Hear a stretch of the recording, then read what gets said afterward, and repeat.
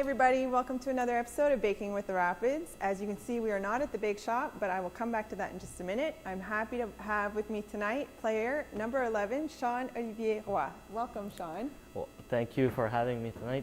Can you tell everybody what you've chosen for a dessert? So tonight I chose to do a tiramisu. Is that it? Tiramisu, yeah. Yeah. So I have never made tiramisu, and I have actually never eaten it either. So I reached out to a good friend of mine who happens to have it on the menu of his restaurant, and he's going to show us how to do it. So I'm very excited to introduce you to my good friend, chef owner of the White Moose here in Grand Falls, Chef Erik. Welcome, Erik. Thank you for having me. So excited to be your student today. We'll learn together. Yes, absolutely. So take it away. You're the lead on this Excellent. one. Well, we're going to start first by taking the ingredients out.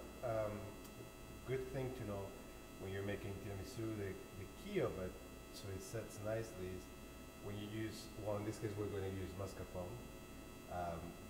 First of all, choose a good quality mascarpone and make sure that it is cold. We don't want it room temperature because that's going to prevent the mascarpone to set nicely, and then when you take it out later on, it's not going to be set as it should be. Okay. You want to Yeah, absolutely. So- Yeah. The trick of the tiramisu is to make it in stages, right? So first we're going to do the sugar with the egg yolks, and we're going to whip them until ribbon consistency, okay? Once we get to that point, we're going to slow down the mixer, and we're going to add the mascarpone until it's all incorporated nicely. And then the trick is to cool down the mixture, so it will set later at a later time. So once everything is incorporated, we're going to put the mixture in the fridge for at least an hour. Then we're going to take it out, and we're going to build the tiramisu. Okay? Perfect. Okay. So we can start with that. All right. So you're going to start with the sugar. Yeah. Just pour it in. Yep, just go for it. And then you have your egg yolks. You're lucky he already separated. Yeah. Oh my God. Yeah. Spoiled. There we go. Okay, so now we're gonna put this in position, and when we're gonna do any liquids or eggs or anything like that, always make sure to start the mixer slow and then gradually increase the speed. Otherwise, we're gonna end up with eggs everywhere.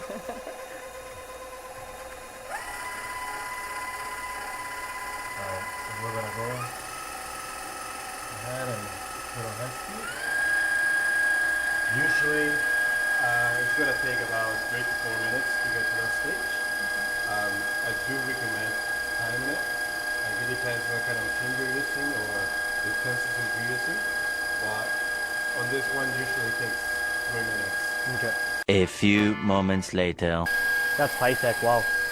It's what? It's easier not Yeah, to. you just let the Not to mixer whisk it. swing.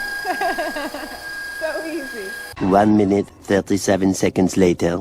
So at this point, we're gonna Slow it down a little. slow it down, and now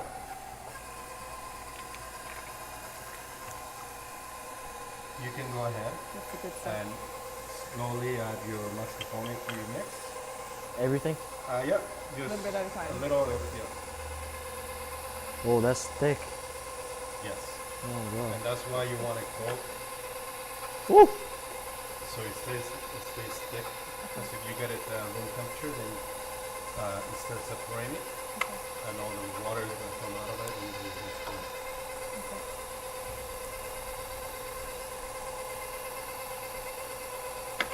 Oh. That's okay. You're doing a good job. Let's do this. All right.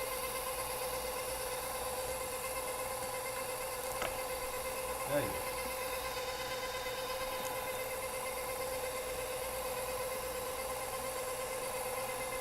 That container is cold.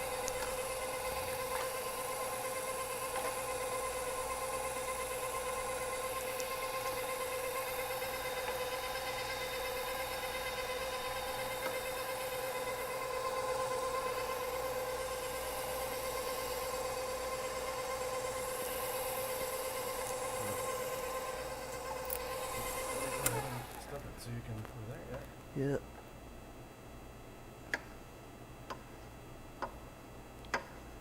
All right.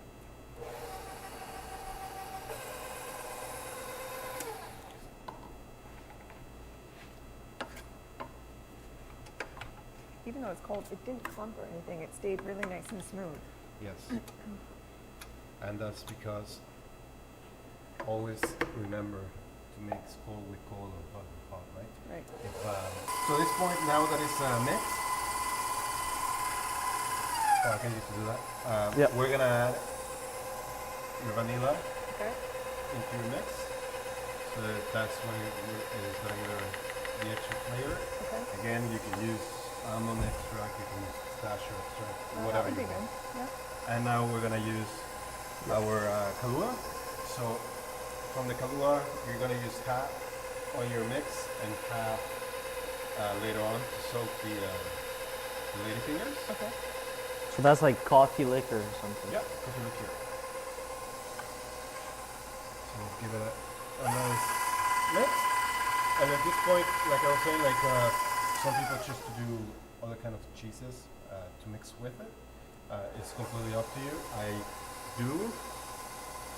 So we're gonna go ahead and put that in there. What is that? Another secret? Yeah. You have so many secrets. Make sure that it's all. Oh! That's what the Perfect. aprons are for. Wow. Oh, that tastes good. Yeah. Yep. So now, at this point, this mix we can transfer into a different container and we'll put it in the fridge for about an hour, Okay. or at least an hour. Okay. So then we can start building the tiramisu afterwards. Okay. So after at least an hour being refrigerated, this one has been a few hours. Oh wow. This is what you come up with. So see It's how like a completely different texture. thick it is? Yeah. So you let it sit and come together again, and that's what you end up with. So I was mentioning before, when making tiramisu, there's nothing set in stone. This is a basic recipe, but you can always be creative and use different kind of flavoring agents like vanilla extract. You can do almond, you can do pistachio, whatever you feel adding to the tiramisu. Also, a good habit to have when making tiramisu is make sure that you have a really quality espresso bean to ground so you can make your espresso, so you can have your soaking liquid, which is gonna flavor the whole thing throughout. So that's important as well, right? And if you want to use coffee liqueur like Kahlua, you can use Bailey's, you can use bourbon, you can use whiskey. I use bourbon. Okay. That'd be really good. Oh. Is there some in there? Of It course. smells amazing. Maybe. What's in there? I knew you were coming, so I make sure that there is bourbon All in the it. good stuff. So now that we put the mix in the fridge for at least an hour, and we come up with this, Right. now we can go ahead and start building the tiramisu. So we have our ladyfingers here. These ones that we are using are not too thick, so we don't need to cut them lengthwise. So they're flat. Okay. These are pretty flat, so it's easier to use. Are they typically like a round? They're typically a little bit rounder, so you usually you get a paring knife and cut them lengthwise to like butterfly them, Okay. so they sit flat on your containers and they don't move around. Okay. But these ones are fine. Was there a certain container that we would have to use to make the tiramisu in? Any type of baking So square. mold, rectangle, yeah, doesn't square, matter? rectangle, circular, like whatever you want to use. Okay. Because at the mini was you make them. I make them in mason Small, jars, and yeah. So there, people can come and just grab one and go. So So do I pour some? you're gonna in need there? your help. Yeah, you pour that in there. Just a little bit. Enough so you can soak the lady fingers. A little bit more. That's enough. Now we're gonna move to soaking the lady fingers into the coffee mix. and putting them And we're gonna start like doing the layers and layers. stuff? So do we have to line the pan, grease the pan, or nothing? Nothing. Okay. What we're gonna do is do maybe like 3 at a time, so you have the time to actually take them out of the liquid and put them in over here so they don't fall apart. 'Kay. Put them in there, in the liquid, let them soak for about 5 seconds, and then flip them over, and then let's sit for another 5 seconds, and then you take them out and start layering them here. Once we have a full layer in the bottom, then we're gonna get a spoon and get a nice amount of the tiramisu mix, and then we're gonna do another Start layer. over. Yeah. So, like, how do we lay them? Like that? So- or Lengthwise? Yes, like this. like that? Yeah. All right. So, So you do soak both sides then? of Yes. the cookie? Okay. so 3 at a Perfect. time. Yeah, because otherwise it's gonna take too long and they're gonna fall apart. You'll see that even though they're like rigid right now, Yeah. the minute 10 seconds and they're gonna start falling apart. Oh, I'm kind of scared right now. No, no. The pressure is on. Yeah. You can do one at a time if you want to. All just to right, get let's go. comfortable. Let's do this. So, put it, yeah, let it go, and then flip it over. Yep, take it out, Oh, there and you then go. you can put it there. See? Oh, I can do it. Oh, I can yeah, do you it. can do more than Let's one do at a this. time. And you see how like, I don't know if they can see it here. It's, can you see it? You have a little bit of a space on the edge, so maybe try to lay it in them like this. Oh, okay. So you can, So you want to play around with completely it. fill. yeah, you want to cover the whole, Okay. So like that. yeah, and then you're gonna put the other one over here, so you build a bed kind of thing. So can you cut the cookies to fit? Yes, there? you can. Okay. And if you cut them, you have to dip the cut part too, then I'm assuming. Yeah. Okay. Woo! All right. They soften quite quickly, actually. Yes, A lot quicker than I thought they would. that's always a tricky part. Like a lot of people think that they're gonna take a long time to soak, but they Right. don't. Like 10 seconds and they're like Most falling times apart. when they're ready to go. Oh God. Usually what I do, go ahead. Yeah. When you get to tight spaces like that, instead of cutting them, like when they're soaked, you can easily manipulate them. Perfect. Oh wow. All right. Now you can go ahead and start building your layer. That is amazing texture. It's so thick. So basically what you're looking for is a mousse consistency. Okay. And so do you want even amount of cream to cookie? No, usually you're gonna go 3 parts mixed to 1 part cookie. Okay. So we should be able to get 3 layers. Wow. So now we're gonna do another layer. All right. Look at that technique.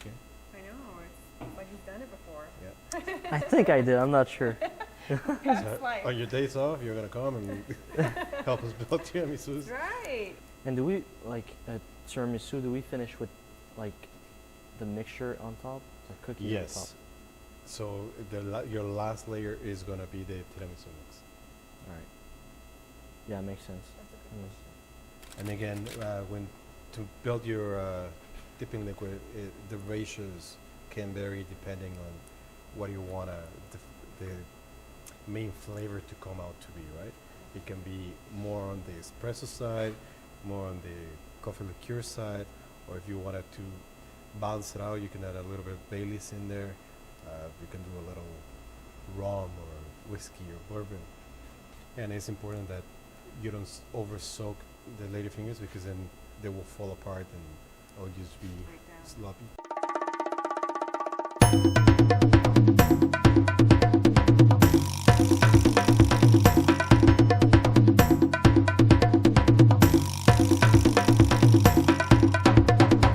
So now, just to finish it off, So would you chill it at this point? Or do you Not finish yet. it for, no, okay. we're gonna put a little bit of a cocoa powder. So all you want to do is just This part is Yeah. before. We should put a rapid sign on it. yeah, you can Get all fancy. do the Should have thought of that. Is that perfect. good?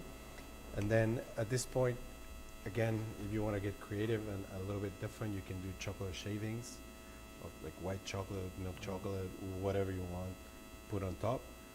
And now we put it on the fridge overnight, and then you can enjoy it tomorrow. Perfect. And there you go. There's your tiramisu. Wow. Awesome. Thank you so much, Erik. Thank you very much. My pleasure. Usually we talk while we're baking, but that was so hands-on and so much fun. Thank you so much for showing us that. Thank you. But I have some questions for you, Shon. So let's talk a little bit. We returned to play last week. Yep. You had 3 games back. So how's it feeling being back to play? And then we can talk about how the 3 games went. Yeah, I mean, felt good to be back, really. I got injured home opener and didn't play since. So I was kind of excited to be back, and when we turned into lockdown, it was like I was ready to play, but obviously we stopped playing. But yeah, it felt really good being back, and pretty excited to be able to continue. So you our would have season. returned in January from your injury then? Yeah, I played on my January 3rd, the last game, Okay. but like honestly, I wasn't like 100%. But then we went into lockdown, so Kind of a blessing then to help with the injury? yeah, That way? yeah, really. Okay. Yeah. So there's a couple of new guys in the mix now too. How is everybody jiving and mixing? Because you had 2 weeks of practice before you hit the ice for games last week. Those 2 weeks I was in quarantine because I went home for for a week, see my family a little bit. But as soon as I got back, the guys seemed really to blend in the team, and like great guys and stuff, and it was pretty nice to meet them. And yeah, So you went home. That would have been the first time you've seen your family since since August? September. Yeah. Okay. Must have been nice to be home. Yeah. Work for 2 weeks of quarantine? Yeah, I would say that. Yeah. Okay. So did you play in any of the games last week? Yeah, I did play the 3 games. Okay. It was like obviously first game was kind of a rusty game, but we didn't take much time to get used to it and get into the beat of the game. Got 3 losses, but I mean it happens in the course of a season to have like bad games, but I'm sure we're gonna bounce back and get into a win So streak the hope again. is to get back to where you were pre-lockdown, right? Yeah, Where you were on the winning streak. Because exactly. the goal, as I talked to other players, the goal is to get to the playoffs, Championship. right? And the championship in the end. Yeah. Okay. So they're talking of reopening the Atlantic bubble. Does that mean that you'll be able to play the teams from Nova Scotia? I think the league decided to finish the regular season with all the New Brunswick teams, Okay. and make the final for the championship would be like the winner of New Brunswick against the winner of Nova Scotia. That's what we hope. And if the Atlantic bubble reopens, Yeah. that would be great too. So Cross our fingers. Yeah. So you have 2 games coming up this week. Yep. So we're working hard in practice. Yeah. Right?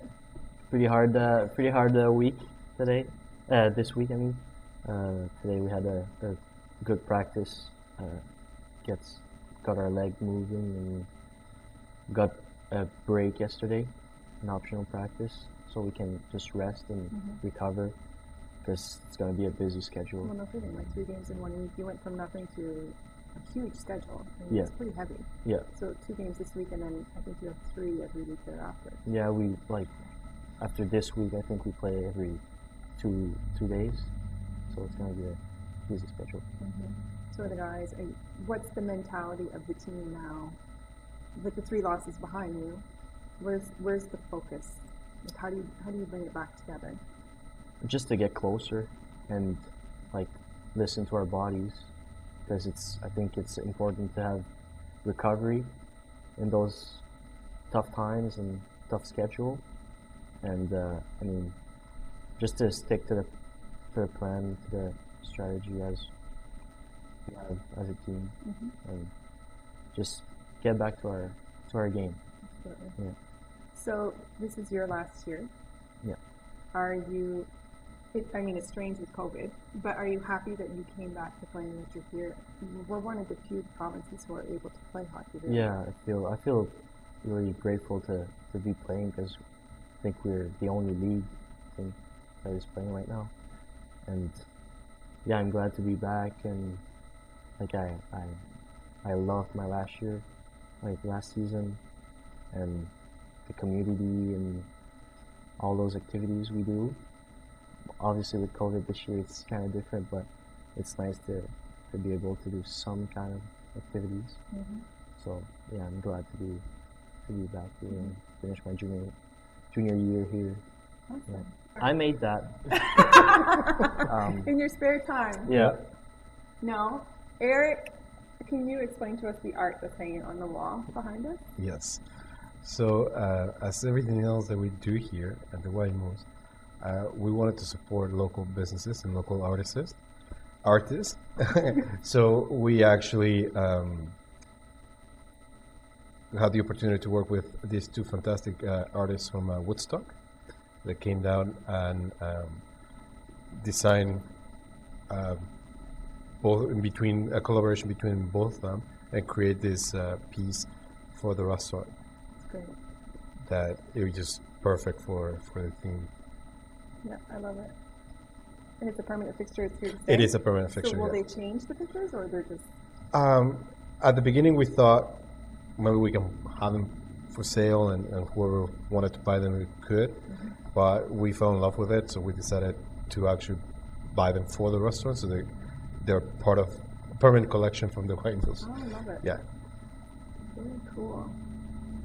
At the Minimus, we do have artists that come in and display their work, and you can buy them.